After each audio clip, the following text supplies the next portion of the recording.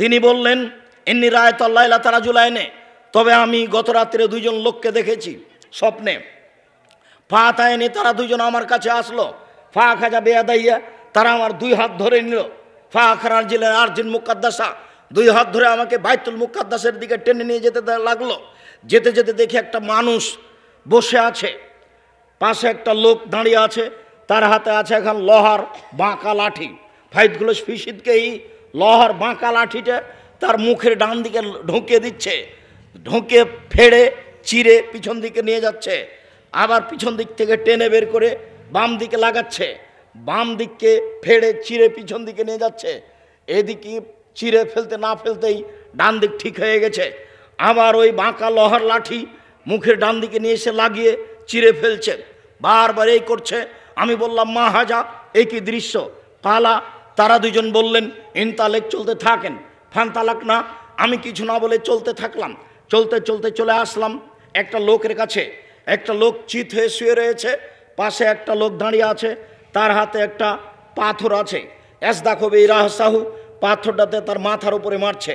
তাদাদাহাল হাজারো ফানতালাকে এলাইহে লে খোঁজাহু, যখনই পাথরটা তার মাথার উপরে মারছে, মাথা ভেঙে চৌচির হয়ে যাচ্ছে, পাথর ছিটকে দূরে চলে যাচ্ছে। এই লোকটি পাথর আনতে যাচ্ছে, আনতে না আনতে দেখে ফাদারা সুকামাকানা, মাথা যা ছিল তাই হয়ে গেছে। আবার মারছে, আবার পাথরটা চলে যাচ্ছে, নিয়ে আসছে, আবার মারছে। দৃশ্য খুব কঠিন।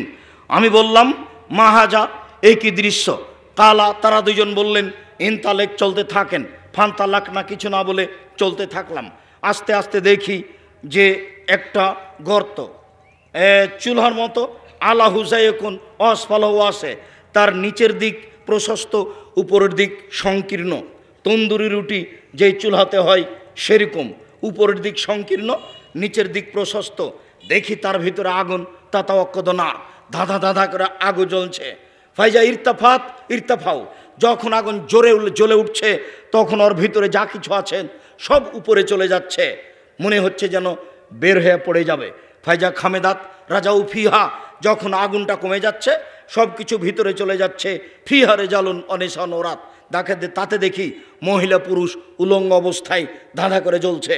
যখন খুব জোরে জ্বলে উঠছে, উলঙ্গ অবস্থায় ধাঁধা করে জ্বলে উপরে চলে যাচ্ছে, একটু কমলে আবার নিচে চলে আসছে। দৃশ্য দেখে বললাম, মাহাজা, একই দৃশ্য। কালা, ইনতালেক, চলতে থাকেন। ফানতালাক না, কিছু না বলে চলতে থাকলাম। চলতে চলতে চলে আসলাম একটা নদীর পাশে। দেখি নদীতে রক্ত, পানি নেই, পুরো নদী রক্ত দিয়ে পরিপূর্ণ। একটা লোক রক্তের নদীর পাশে দাঁড়িয়ে আছে, একটা লোক নদীর ভিতরে আছে। যতবার রক্তের নদী থেকে উঠতে চাচ্ছে, ততবার পাশ থেকে পাথর মেরে তার মুখকে ভেঙে চৌচির করে দিচ্ছে এবং নদীর মাঝামাঝি করে দিচ্ছে। দৃশ্য দেখে আমি বললাম, মাহাজা, একই দৃশ্য। কালা, তারা দুজন বললেন, ইনতালেক, চলতে থাকেন। ফানতালাক না, কিছু না বলে চলতে থাকলাম। চলতে চলতে চলে আসলাম একটা বাগানে, বিশাল বাগান, সবুজ বাগান। এত বড় বাগান কোনোদিন জীবনে দেখিনি। ফিহা সাজারত নাজিমা, দেখি সেখানে একটা বিশাল গাছ, বিশাল গাছ। অফি আসলি সাজারে সাইখন, দেখি গাছের পাশে একটা বৃদ্ধ মানুষ বসে আছেন। অমামহ আওলাদুন্নাসে, তার সামনে আছে অনেক বাচ্চা ছেলেন। ওরা জুলুন কারিবিন মিনা সাজারা, গাছ থেকে একটু দূরে একটা লোক দেখছি ইউকুদুন নারা, ও লোহার লাঠি দিয়ে আগুনকে উত্তেজিত করছে। দৃশ্য দেখতে দেখতেই তারা দুইজন ফাঁসায় দাবিয়া সাজারা আমাকে উঠিয়ে গাছের উপর দিকে নিয়ে চলে গেল। গাছের উপরে দেখি একটা ঘর, সে ঘরে আমাকে ঢুকিয়ে দিল। এত সুন্দর ঘর আমার জীবনে কোনো দিন দেখিনি। সেখানে আছে যুবক, সেখানে আছে বৃদ্ধ, সেখানে আছে মহিলা, সেখানে আছে ছেলে মেয়ে। তারপরে সেখান থেকে বের করে আরও উপরে নিয়ে চলে গেল, আর একটা ঘরে ঢুকালো। আল্লাহুস সামাদ। পরের ঘরটা আগের ঘরের চেয়ে অনেক অনেক অনেক বেশি সুন্দর। দেখি সেই ঘরে যুবক আর বৃদ্ধ মানুষ। এবার আমি বললাম, ফাখ বেরিনি আমার রায়তল্লাইলাতা, শোনো, তোমরা দুইজন আমাকে বলে দাও এসব কি দেখলাম। কালা, তারা দুইজন বলেন, হ্যাঁ, আপনাকে সব বলে দেব, আপনি শোনেন এগুলো কি। আপনি যে সর্বপ্রথমে দেখলেন যে একটা লোকের মুখের দুই দিককে চিরে ফেলা হচ্ছে লোহার লাঠি দিয়ে, সে হলো মিথ্যুক, মিথ্যা কথা বলতো। সুলি না হলে, ফাঁসি না হলে মিথ্যা কথা বলিয়েন না, যা হবে হবে। মিথ্যা কথা মানুষের ক্ষতি হয়, মিথ্যা বলবেন না। আর আপনার অভ্যাসকালে মিথ্যা বলা, এমনিতে মিথ্যা বলেন। আর আপনাকে আমি নিষেধ করেছি দোকানপাটে বসবেন না। দোকানপাটে বদনাম হয়, আর দোকানপাটে ল্যাংটা মেয়ে নাচে, কাজে দোকানপাটে বসবেন না। মিথ্যা কথা বলার কারণে এই। দুই, ওই যে দেখলেন একটা লোক চিত হয়ে পড়ে আছে, পাথর দিয়ে মাথা ভেঙে চৌচির করে দেওয়া হচ্ছে। উনি আলেম মানুষ, জানা অনুপাতে আমল করতেন না, জানা অনুপাতে আমল না করার কারণে তার মাথাকে ভেঙে চৌচির করে দেওয়া হচ্ছে। হুজুর বুঝতে পারেননি আমার অবস্থা কি হবে আর কি হচ্ছে। তারপরে যে আপনি দেখলেন যে আগুনের চুলা খুব ধাঁধা ধাঁধা ধাঁধা করে আগুন জ্বলছে, মহিলা এবং পুরুষ উলঙ্গ অবস্থায় জ্বলছে। এরা হচ্ছে ব্যভিচারিণী, জমা ধরে আছে, পরনে কোনো কাপড় নেই। আগুন যখন জোরে জ্বলে উঠছে তখন একবারে ধাঁধা ধাঁধা করে উপরে চলে যাচ্ছে, আবার যখন আগুনটা কমে যাচ্ছে তখন নিচে চলে যাচ্ছে। এই ঘটনায় আল্লাহ রসুল আবার এইভাবে বলেছেন, এই ঘটনা আল্লাহ রসুল আবার এইভাবে বলেছেন। জিবরাইল আমাকে একটা জায়গাতে নিয়ে চলে গেলেন, দেখি অনেক পুরুষ আর নারী বিশাল বিশাল আকৃতির রূপ ধারণ করে আছে, যে একবারে 30 হাত 40 হাত উঁচু হয়ে আছে, আর এত গন্ধ মনে হচ্ছে যে গ্রামের টয়লেট, গণশৌচাগার, গন্ধে টিকা যায় না। আমি জিবরাইলকে বললাম, জিবরাইল এরা কারা? ছি ছি ছি ছি ছি ছি ছি, এত মোটা মোটা হয়ে আছে, এত গন্ধ, এরা কারা? জিবরাইল বলছেন অহমদ জোনাতা জওয়ানি, এরা হচ্ছে ব্যভিচারিণী। গর্তে আগুনে যে জ্বলছে উলঙ্গ অবস্থায় হচ্ছে ব্যভিচারিণী, মোটা মোটা হয়ে গেছে, একবারে ফুলে আছে, ওরা হচ্ছে ব্যভিচারিণী। তোবা করেন, আস্তাগফিরুল্লাহ ওয়া আতুবু ইলাইহি, আস্তাগফিরুল্লাহ ওয়া আতুবু ইলাইহি, আস্তাগফিরুল্লাহ ওয়া আতুবু ইলাইহি, আস্তাগফিরুল্লাহ আল্লাযী লা ইলাহা ইল্লা হুয়াল হাইয়ুল কাইয়্যুম ওয়া আতুবু ইলাইহি, আস্তাগফিরুল্লাহ আল্লাযী লা ইলাহা ইল্লা হুয়াল হাইয়ুল কাইয়্যুম ওয়া আতুবু ইলাইহি, আস্তাগফিরুল্লাহ আল্লাযী লা ইলাহা ইল্লা হুয়াল হাইয়ুল কাইয়্যুম ওয়া আতুবু ইলাইহি, রব্বিগফিরলি ওয়া তুব আলাইয়া ইন্নাকা আনতাত তাওয়াবুল গাফুর, রব্বিগফিরলি ওয়া তুব আলাইয়া ইন্নাকা আনতাত তাওয়াবুল গাফুর, রব্বিগফিরলি ইন্নাকা আনতাত তাওয়াবুল গাফুর, আল্লাহুম্মা আনতা রাব্বি লা ইলাহা ইল্লা আনতা খালাকতানি ওয়া আনা আবদুকা ওয়া আনা আলা আহদিকা ওয়া ওয়া'দিকা মাসতাতাতু আউযু বিকা মিন শাররি মা সানাতু আবু'ু লাকা বিনি'মাতিকা আলাইয়া ওয়া বিজামবি ফাগফিরলি ফাইন্নাহু লা ইয়াগফিরু যুনুবা ইল্লা আনতা। দিন রাত বলতে থাকেন, পাপ হয়ে গেলে আল্লাহ তা নেকি দিয়ে পূর্ণ করে দিবেন। তারপরে যে আপনি দেখলেন গাছের পাশে বৃদ্ধ মানুষ, উনি হচ্ছেন ইব্রাহিম আলাইহিস সালাম, তার সামনে দেখলেন, তারপরে দেখলেন রক্তের নদী, নদীতে শুধু রক্ত রক্ত, এ হচ্ছে সুদখোর। এই বাক্যটা বলার জন্য লম্বা হাদিস অনুবাদ করছিলাম। ধারাবাহিক অনুবাদ করলে ঘন্টায় এখানেই পার হবে, সবসময় এখানেই চলে যাবে। যার জন্য ছেড়ে ছেড়ে এসে এখন আপনাকে বুঝাতে চাচ্ছে, এই ছেলে আর একজনের গায়ে হাত দিয়ে বসে আছো নাকি? সময় তো আমার শেষ, আমি তো শেষেই চলে এসেছি, তুমি অত ব্যস্ত হচ্ছ কেন? তুমি আমাকে কি ব্যস্ততা দেখাচ্ছ? তোমার জজ কোর্ট না হাইকোর্ট? তুমি আমাকে কি ব্যস্ততা দেখাচ্ছ? এই ছেলে বলো, এই ছেলে ঘুমিয়ে আছো কেন? যে রক্তের নদীতে পড়ে আছে, যার পাথর দিয়ে মুখের উপরে মেরে ভেঙে চচির করে ভিতরে দেওয়া হচ্ছে, এই লোকটা কি করত? সুদ খেত, সুদ খাই। তাহলে মোটামুটি তুমি 3টা কথা মনে রাখো তো, 4টে। এক হলো সুদ দেয়, খায়, সাক্ষী, লেখক সবাই সমান, সবাই জাহান্নামী। 2 হলো 1 টাকা সুদ খেলে 36 বার জেনার চেয়ে বেশি। 3 হলো মায়ের সাথে জেনা করলে যেমন পাপ হয়। 4 হলো যে সুদ খাবে তাকে রক্তের নদীতে ফেলে দিয়ে 5 থেকে পাথর বানায় এটা করা হবে যতক্ষণ পর্যন্ত বিচার না হচ্ছে। তারপরে এক পর্যায়ে আল্লাহ রসুলকে বললেন, আমি হচ্ছি জিবরাইল, আর আপনার যে বাম হাত ধরে আছেন ইনি হচ্ছেন মেকাইল, আপনি একটু মাথাটা উপর দিকে করেন তো। বলে করলাম। এই যে ঘর, এটা আপনার ঘর, এখানে আপনি থাকবেন জান্নাতে। তখন আল্লাহ রসুল বলছেন, দাঁড়ানি আদ খোলো বানজালি, এই শোনো তোমরা আমাকে ছেড়ে দাও, আমি আমার ঘরে ঢুকে যাই। তখন কালা তারা 2জন বলেন, লা লা লা আপনার ইস্তাকমাল তাহু আতাইতা মানছে লাকা, আপনার বয়স এখনো বাকি আছে, বয়স শেষ হয়নি। যেদিন বয়স শেষ হয়ে যাবে সেদিন আপনি এই ঘরে চলে আসবেন। বুখারী। সম্মানিত দিনী ভাই বোন, সুদ ভয়াবহ পাপ। ঘুষ যেই নিবে যেই দিবে উভয়ই জাহান্নামী, সাবধান থাকবেন। আমরা মোটামুটি যেসব আলোচনা শুনলাম সেসব আলোচনা মেনে চলার চেষ্টা করি। আর বিশেষভাবে এই দুয়ার বই এবং সলাতের উপরে বই আর আবদুল্লাহর মিন্নাতুল বারি কেউ ছেড়ে যাবেন না। আর ওই মাসিক আল ইতেসাম পত্রিকা, ও আব্দুল্লাহর একটা নতুন বই আছে রিজিক, রুজি, খুব গুরুত্বপূর্ণ বই, মিন্নাতুল বারি। আর মার্চের 4-5 হলো সম্মেলন, মার্চের 4-5 হলো সম্মেলন, জামিয়া সালাফিয়া, রূপগঞ্জ, নারায়ণগঞ্জ, ঢাকা। মার্চের 4-5 সম্মেলন। আর সবাই বই সংগ্রহ করার চেষ্টা করবেন। আর এই সামনের দিক থেকে তোমরা এই মেশিনগুলো একটু গোটাও। আপনারা আমার ডান দিকে এসে আমি কিছু প্রশ্নের উত্তর দিই। মাসিকা লিতেশাম পত্রিকা সবাই নিয়ে যাবেন 12 মাস নেওয়ার জন্য। আব্দুল্লাহর একটা বই আছে রুজি, রেজেক, মিন্নাতুল বারি। আর আরও বই আছে দেখেন, বিশেষভাবে সলাতের উপরে, নামাজের উপরে, যে আমার লেখা নতুন বইটি। কেউ চলে যাওয়াকে সফলতা মনে করবেন না। চাকরি শেষে পেনশন নেওয়া যাবে কি? আপনার বেতন কেটে রাখা হয়েছে, আপনি নিতে পারেন। যেটা সুদ বেড়েছে সেটা নেওয়া যাবে না। সবাই ধীরে ডান দিকে আসবেন। ওই বই বিক্রি না হওয়া পর্যন্ত তো আমি আছি, আমি তো আর চলে যাইনি, আর রাত তো আর পার হবে না। তাড়াহুড়া করবেন না, আমি উত্তর দিতে থাকি। ছেলেদের জন্য সানা, সোনা, রূপা, ডায়মন্ড এর আংটি ব্যবহার করা যাবে কি? ডায়মন্ড করতে পারেন, সোনা রূপা করা যাবে না। রূপা করতে পারেন, সোনা করা যাবে না।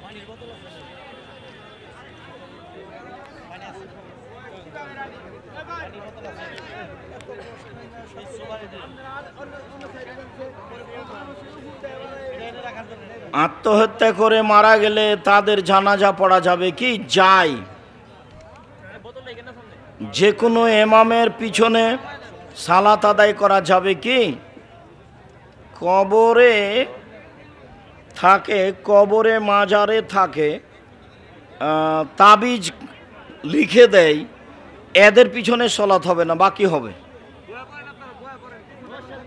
আপনার কোন কোন বই পড়া জরুরি? সালাতের উপরে যেটা বই সেটা পড়া জরুরি, উপদেশ যেটা সেটা পড়া জরুরি। আর মাসিক আল ইতেসাম পত্রিকা 50টা প্রশ্নের উত্তর আছে, সবাইকে পড়তে হবে। জরুরি হিসেবে আব্দুল্লাহর বই মিন্নাতুল বারি, জরুরি হিসেবে আব্দুল্লাহর বই রুজি, জরুরি হিসেবে আব্দুল্লাহর বই আমরা হাদিস মানতে বাধ্য।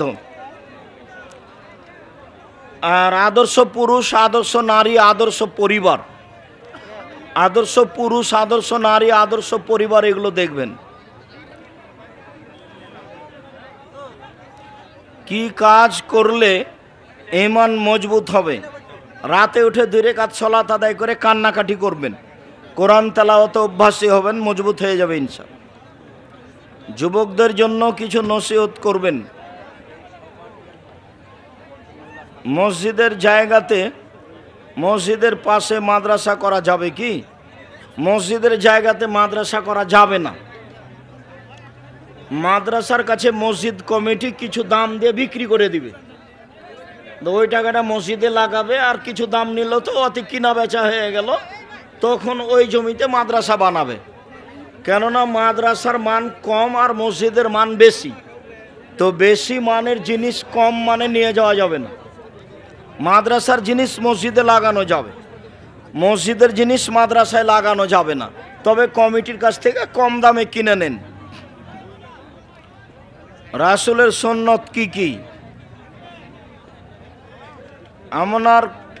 আপনার কোন বইয়ে পাওয়া যাবে?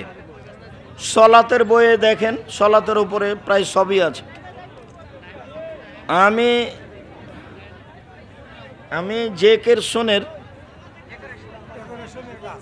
আমি ডেকোরেশনের কাজ করি।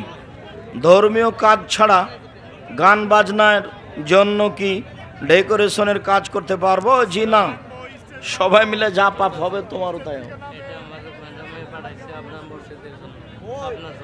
ও আচ্ছা, জাযাকুমুল্লাহ খাইর। আপনারা ভাইজান দয়া করে স্টেজে আসবেন না। আমার সাথে সাক্ষাৎ হবে যাওয়ার সময়। আচ্ছা, হবে পরে ইনশাল্লাহ। এখন স্টেজে আসলে হইচই লেগে যাবে। আপনারা সবাই বই পুস্তক নিতে থাকেন, পত্রিকাগুলো বইগুলো সবাই নিয়ে যাবেন, আর পত্রিকাটাকেও ছেড়ে যাবেন না, একটু থামেন।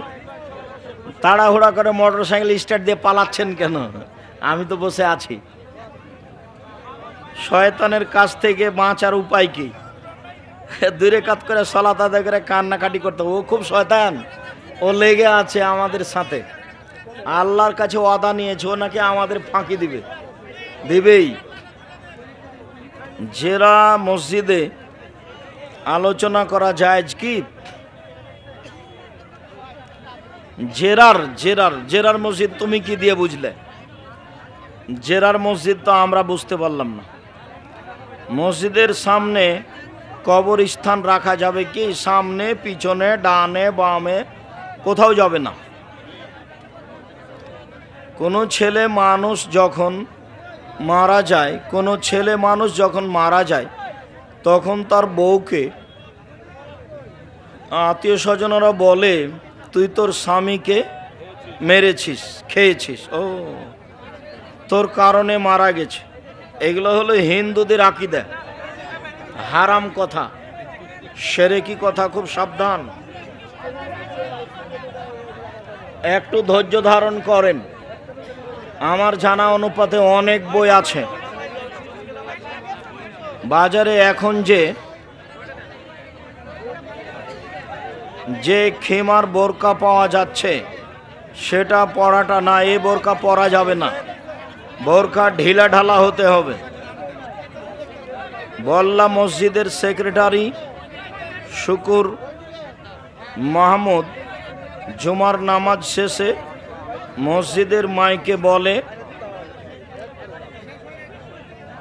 আপনি নাকি কোনো আলেমই না, এবং আপনি নাকি জমিয়তের নেতাদের অপমান করেছেন। জমিয়তের নেতাদের আমি অপমান করব কেন? আমি তো ওখানেই নাই, তা আমি কি দিয়ে অপমান করব? তুমি আমার বক্তব্য বের করো, আমি কখনকার নিন্দা করলাম? এবং আমি জমিয়তের নেতাদের সাথে 3 দিন বৈঠক করেছি, একাধিক দিন মোবাইলে কথা বলেছি। তুমি না জেনে কথা বলছো কেন? এটাও তোমার কাবিরা গুনাহ। আমি যেটা বললাম সেটা তদন্ত করো। আর তোমাদের দেশব্যাপী সম্মেলনে আমি আসতে প্রস্তুত আছি। বল্লার সেক্রেটারি আপনি জিম্মেদারি নেন, আর আপনি আলেম ওলামাকে জামিয়া সালাফিয়া পাঠান, দেখি আপনি কিভাবে করেন। আমি আপনাকে ওয়াদা দিয়ে চলে গেলাম, আরো বলে গেলাম, আমি কোনোদিন কারো নিন্দা করিনি। আমি 3 দিন জমিয়ত সভাপতির সাথে বৈঠক করেছি, একাধিক দিন মোবাইলে কথা বলেছি।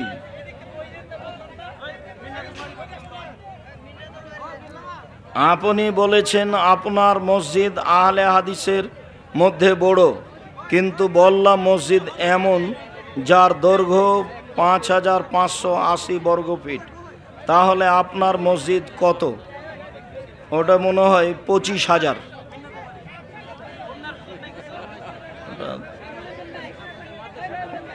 অনেক বড়। তুমি এগুলো কথা ধরে টিকতে পারবে না, খামাকে এগুলো কেন বলতে গেছো? ওটা আরো অপমান হওয়ার পথ, ওটা তুমি ভাবতেই পারবে না।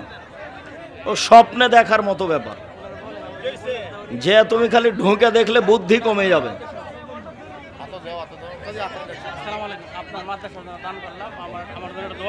আচ্ছা, জাযাকুমুল্লাহ খাইর, বারাকাল্লাহ, জাযাকুম। তথ্য প্রমাণের ভিত্তিতে মসজিদ জেরা হলে সেখানে ওয়াজ মাহফিলের জন্য দাওয়াত রাখা কি জায়েজ?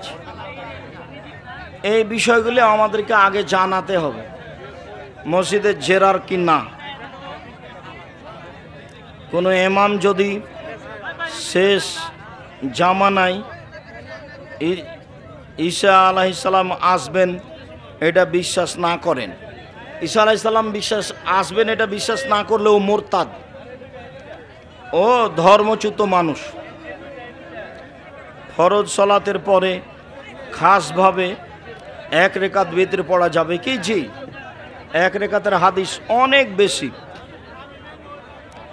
নামাজ আদায় করে 5 ওয়াক্ত কথায় কথায় মানুষকে গালি দেয়, 5 ওয়াক্ত নামাজ আদায় করে, 5 ওয়াক্ত কথায় কথায় মানুষকে গালি দেয়, মিথ্যে কথা বলে, মানুষকে বোকা সাজায়, এ ব্যক্তি কেমন মুসলমান? মহাপাপী।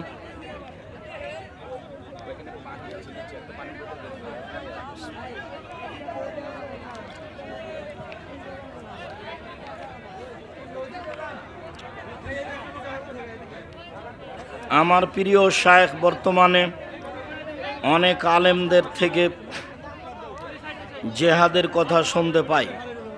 আমি আপনার নিকট সহি জেহাদ সম্পর্কে সহি হাদিসের আলোকে জানতে চাই। আপনি জেহাদের কথা জানতে পারবেন আমাদের কাছে জানলেই। যখন মোল্লা ওমর যুদ্ধের ঘোষণা দিয়েছিলেন তখন একটা জেহাদের উপরে আমার বক্তব্য ছিল, তুমি এখনো দেখতে পারো। আর জেহাদের উপরে ভুল কি আছে তার জন্য একটা বই লেখা আছে, কে বড় লাভবান। কে বড় লাভবান বই পড়েন, তাহলে বুঝতে পারবেন জেহাদ কখন করব, কার সাথে করব, কিভাবে করব, বিস্তারিত লেখা আছে।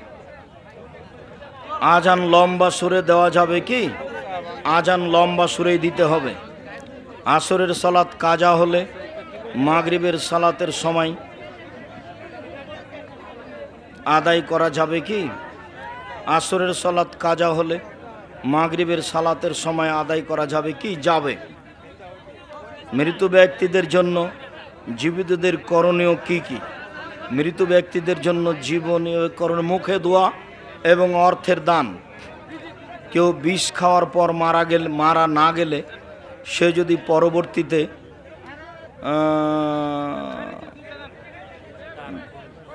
তার ভুল বুঝতে পেরে তোবা করে, তোবা করলে তার তোবা কবুল হবে। জাযাকুমুল্লাহ। কেউ বিষ খেয়ে আত্মহত্যা করে মারা গেলে তার জানাজা পড়া যাবে কি? যাবে। আত্মহত্যাকারীর জানাজা পড়া যাবে। প্রথম জামাত ছুটে গেলে দ্বিতীয় জামাতে যোগদান করলে সব কি একই হবে? জি, সব জামাতেরই হবে। যখনও বাড়ি থেকে বের হয়েছে জামাত ধরার উদ্দেশ্যে, তখনই তার জন্য জামাতের নেকি হয়ে গেছে। মসজিদে ব্যায়াম বা শরীর চর্চা করা যাবে কি? করতে পারে, সমস্যা নেই। মসজিদ কেন্দ্রিক ঘন ঘন খাবার আয়োজন হয়, এরকম ভোগ বিলাস শরীয়ত সম্মত কি? মসজিদ কেন্দ্রিক এখন কে জানি মসজিদের টাকা নাকি, যদি কারো ব্যক্তির টাকাতে খাওয়ার ব্যবস্থা হয় চলুক, ঘন ঘন রোজ হোক না কেন, তবে মসজিদের টাকা যদি হয় তাহলে সবাই গেছে। ব্যক্তির মৃত্যুর পূর্বের অর্জিত সন্দেহযুক্ত সম্পত্তি তাহার মৃত্যুর পর তাহার উত্তরাধিকারীরা ব্যবহার করলে জায়েজ হবে কি? মৃত ব্যক্তির পূর্বের অর্জিত সন্দেহযুক্ত সম্পত্তি উত্তরাধিকারীরাও জমি ছেড়ে দেখ, উত্তরাধিকারীরা সন্দেহযুক্ত জমি ব্যবহার করতে হবে না, মালিককে ফেরত দেখ, না হলে মাদ্রাসায় দান করে দেখ।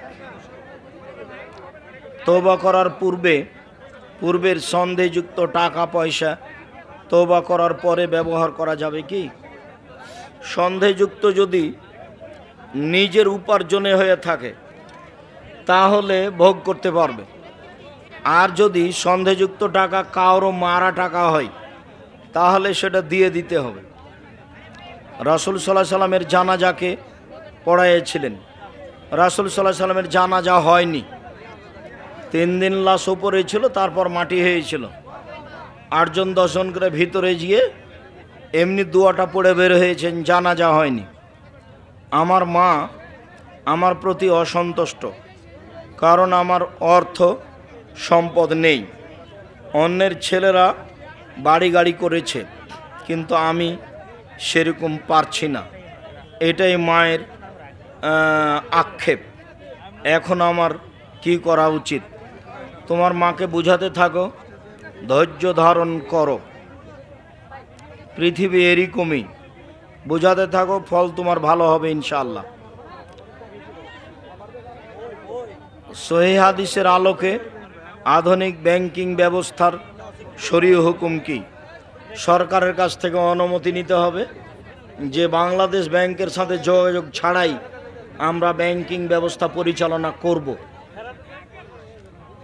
এতে সরকারকে ট্যাক্স দিতে হয়, দিব, জুলুম, কিন্তু বাংলাদেশ ব্যাংকের সাথে পুরো যোগাযোগ রেখে ব্যাংকিং ব্যবস্থা চালাবো তা হতে পারে না। সরকার অনুমোদন দিয়ে দিবে, তোমরা নিজেরা ব্যাংকিং ব্যবস্থা পরিচালনা করবে, তাহলে হবে, তাছাড়া হবে না। শায়েখ সালাম গ্রহণ করিবেন। আজকের মাহফিলে অসংখ্য মা বোনেরা হাজির হয়েছেন, আশা রাখি তাদের বিষয়ে কিছু কথা বলবেন। জনৈক আলেম বলেন, বি গ্রুপের রক্তের মানুষ বেশি পরকালমুখী, এ কথা কি ঠিক? আমি বলতে পারছি না এ কথা ঠিক হবে না, এ কথাই ঠিক। কে যে পরকালমুখী আল্লাহ ভালো জানে। শুক্রিয়া, জাযাকুমুল্লাহ খায়ের। আজকে বল্লার এই মাঠে হাজারো হাজার লক্ষ জনগণ জমা হয়ে আপনারা এই সম্মেলনকে সুন্দরভাবে সফল করলেন। কাজেই আপনাদের আমরা আন্তরিকভাবে শুকরিয়া আদায় করি। যারা ব্যবস্থাপনা করেছে, অনেক ত্যাগ তিতিক্ষা কষ্ট করে কাজ করেছে, আল্লাহ তুমি তাদের জাযায়ে খায়ের দান করুন। যারা যেভাবে সহযোগিতা করেছে তাদেরকে তুমি জাযায়ে খায়ের দাও। আল্লাহ, আমরা যে কথা বললাম সকল দিনই ভাইয়নকে সেভাবে চলার তৌফিক দান করো। এ দাবি, এ দাওয়া, এ দোয়া রেখে সকল দিনই ভাই বোনকে বইগুলি সংগ্রহ করার অনুরোধ রেখে, মাসিক আল ইতেশাম পত্রিকা সংগ্রহ করার অনুরোধ রেখে, দিনী বোনেরা চলে গেছেন, আপনাদের জন্য বই ছিল, কেন এই নির্যাতন, কি তার প্রতিকার?